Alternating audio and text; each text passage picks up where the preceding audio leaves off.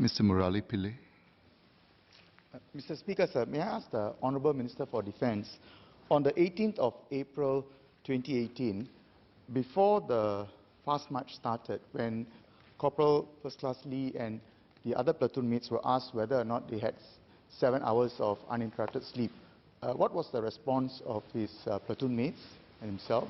And if they did not respond that they did not have 7 hours of uninterrupted sleep, how do we in future make sure that people will state the truth of the matter? Mr. Speaker, the facts are what I've recounted, the findings are what are recounted by the COI, and that 3 troopers stood out, declared that they didn't fulfill all the conditions of the conducting officer, and they were deployed as marshals and weren't put on the 8-kilometer fast march. How do we ensure that, in their zeal perhaps, soldiers take cognizance and take training safety regulations seriously? And I presume that some of them who didn't have 7 hours interrupted sleep, for instance, just felt that I can go on. And as I said, this was the External Review Panel of Safety's comment too, that you've got to make it second nature for the trainees to say, look, this is for my own self-protection, or my buddy, and I'm going to tell on you because you didn't do it, because I'm going to protect you. But we thought that one crucial factor was to give more opportunities for make-up training. So if they know that they have time to make up, that they won't fail the course, there will be more incentives for them to declare that I didn't have it.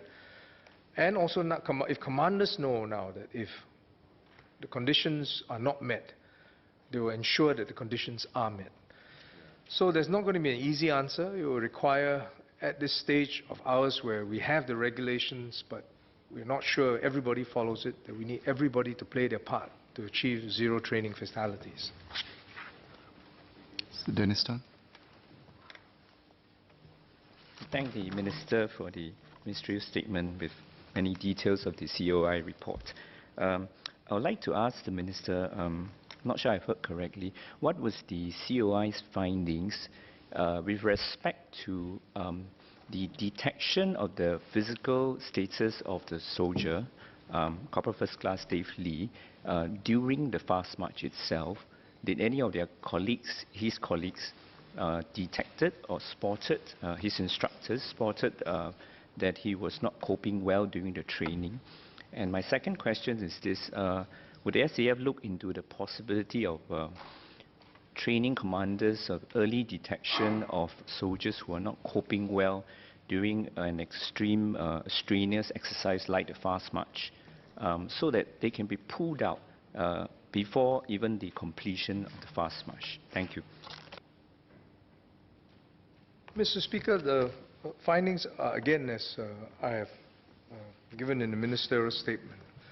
For the first 6 kilometers, there did not seem to be any witness who noticed anything out of the ordinary. He took his 20-minute rest. During the last 2 kilometers, he complained of cramps to his commanders, and his commanders advised him to stretch, which he did, and he was the last one to complete the fast march. It was only at the end of the fast march, and he was walking towards the company line, that they noticed that he was disoriented, and then the medics and others gave him immediate attention. How do we ensure better recognition by commanders and men? That indeed is the point. So, as I said, one of the recommendations to take the guesswork out of this. And in this instance, those attending to him thought he had physical exhaustion, not heat exhaustion. And the immediate training safety regulation, effective now, is that we don't really care what the reason is. As soon as anybody is disoriented, you take him out, you send him to the medical center, where there's facilities, where there's expertise. And I think we've learned from this that you don't guess, you may not be in the best position, err on the side of caution. And we want a simple mechanism where you can determine that someone is disoriented. If he's not oriented to time, place, and identity, that's it. To either one, not all three, you evacuate him. So Enrique. Minister, I thank you for your comprehensive answer. In the report, I don't sense that the weather was a factor for this heat injury. But in the face of global warming, and last few months have been very, very intense weather, I'm just curious, are commanders given the discretion to, in extreme weather conditions, extreme heat waves, pare down the training, or is there a SOP to allow them to have flexibility, not during normal times, but extreme heat situations? Thank you.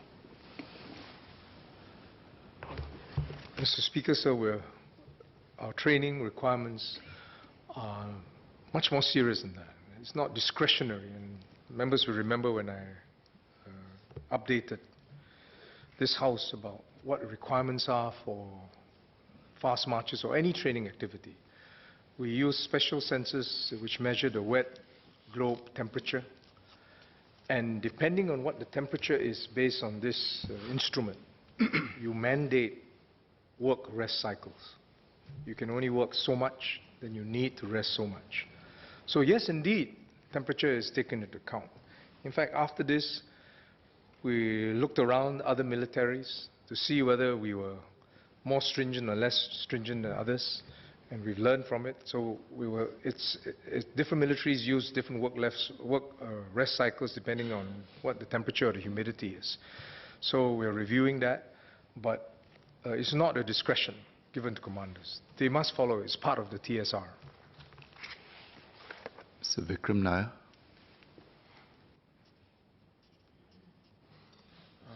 I thank the Minister for sharing the Committee of Inquiry's report, and I think the next steps are all quite logical. But one of the things that struck me is this was a trainee who, I think for all intents and purposes, appeared healthy to everyone, even completed the exercise and then passed out after that. And I think there are many situations where tough training pushes people to the limits. So are there any thoughts about looking at exercise-specific instructions? So, for example, if you're doing, say, trench digging where you won't sleep for a number of nights, you might be a little bit tired, you might be a little bit disoriented, but does that require the same procedures? What is normal, what is not? And maybe something more tuned to specific exercises, particularly those that are higher, I guess, that test people more, may be useful as well, because it'll probably be different in different exercises. The approach that the Army uses is graduation. It's graduated activities that train up. So if you notice from my ministerial statement, one of the prerequisites that the conducting officer had asked was, have you, all of you, done the 6 kilometers march? And some didn't and alerted themselves and fell out. Corporal Dave Lee had done the 6-kilometer march. So there was graduation, and not only in terms of just distance, but tolerance for heat. So that's also built into the program. I would say that at our level that we've not had a heat stroke of this magnitude for the last 9 years, as I said. And unfortunately, the commanders, those who dealt with Corporal Lee, had never encountered one in their own experience, and that may have been part of the problem. How do we simulate these? How do we teach better? I think is the challenge. But for every activity, as MP Vikram Nair pointed out, we want to make sure that the trainees are built up to take higher levels of activity. And that's the prevailing principle and practice. Associate Professor Randolph-Tan. Thank you, sir. I'd like to thank the Minister for all the efforts that have been put in to uncover these details so far. I'd like to ask two clarifications. Earlier, I'm not sure if I understood correctly. Is it true to say that the conclusion is that Corporal First Class Lee's condition at the 6-kilometer mark could not be linked to what happened to him subsequently? Did the COI actually give any conclusions about whether there was that link? My second clarification is, I think Minister said earlier that wearables were considered and have now been ruled out. Will the possible use of wearables continue to be explored? Thank you.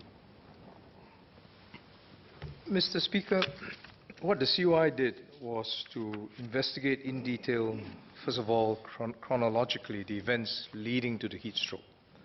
And they started from the day before the fast march.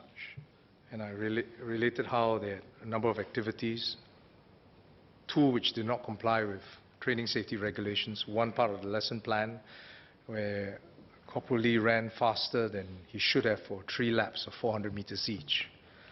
And that night where there was an informal, unauthorized punishment which lasted 30 to 35 minutes, which resulted in them not having 7 hours of sleep as required. They had about 6 hours, 15 minutes or thereabouts. And the COI concluded, based on all these findings, and I'll repeat this because I think it's important, that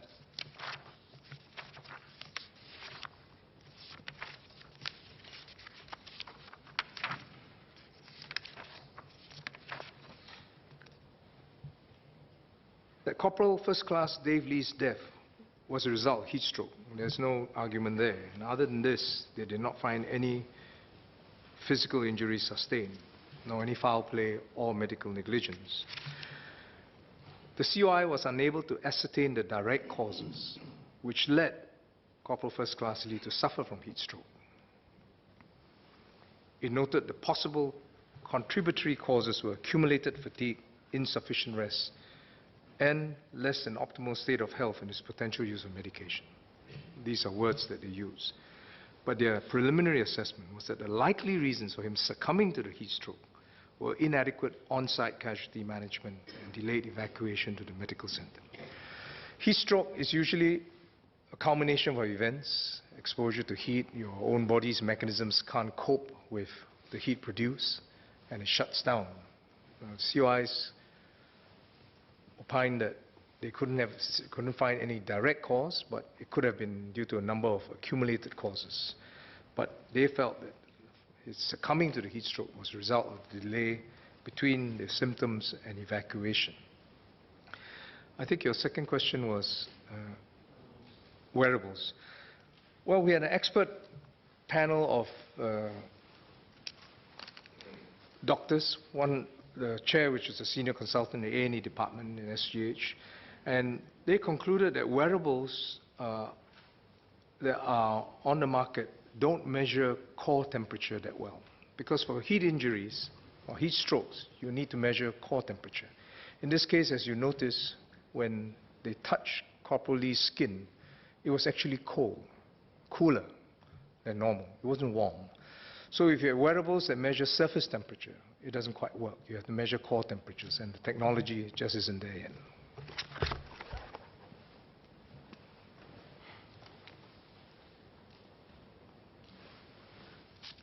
Sorry, Mr. Kok-Heng-Leun. Thank you, Minister, for the report. My condolences to the family. I have one clarification and one question. The first clarification is the part about the conducting officer asking them if they had 7 hours of rest, and the troop apparently did not respond to that. Did the COI talk about why they didn't respond to that? Was there a reason why they didn't? That's the first clarification. The second question is, I wonder if there is a daily log of the activities that the troop would go through that would have been recorded, every day, so that would include, the hours of rest that they have or any extra activities that have been added on. Is there such a daily log that has been placed so that we could check on it, at least for the conducting officer? Thank you. Speaker, those are good questions. I will have to go back to the detailed COI to see whether they had asked the various platoon members why they didn't all say that they didn't have the 7 hours of sleep. From what I can recollect, They didn't give specific reasons. And as I said, one surmises that they wanted to do it because they wanted to carry on with their training. Was there a log? As I said earlier in my statement, the commanders who conducted the informal punishment neither sought permission nor told their superiors of this. So I think this was missed. The 7 hours, they did not have the requisite 7 hours of sleep.